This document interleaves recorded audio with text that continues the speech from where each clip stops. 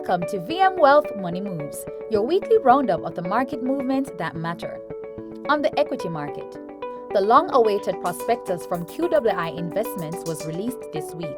The IPO, which is being led by NCB Capital Markets, will open on Monday, September 16, with the price to the general public at $1.35. On the bond market, the government is reopening its Jaman 2045 bond issue at a yield of approximately 5.85%. This after the government had extended an offer to bondholders to exchange both Jaman 2022, 2025, and 2028 bonds for cash.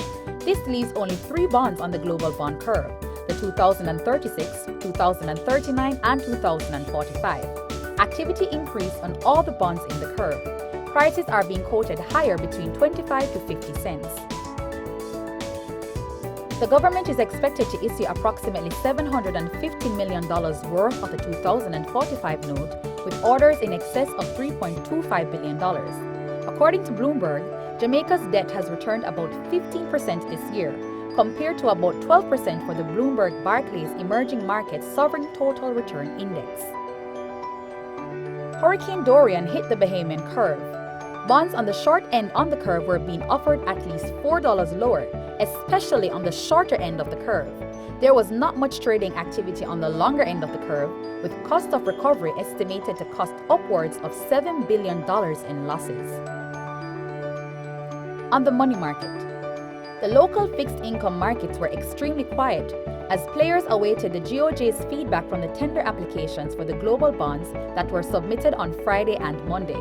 The Jamaican dollar fixed income market traded at a high of 1.7%, whilst the US dollar's high was at 2.6%. The GOJ variable rate 2019 bond matured on Wednesday, and increased market liquidity will see the Jamaican dollar rate lowering further.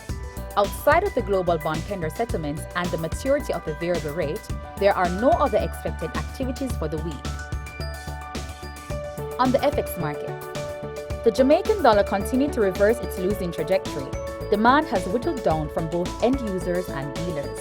The central bank has continued its Invisibility Act by providing nil 4-week schedule report for the Bank of Jamaica foreign exchange intervention trading tool.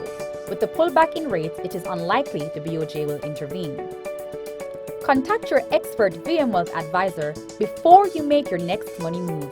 Email wealthinfo@myvmgroup.com.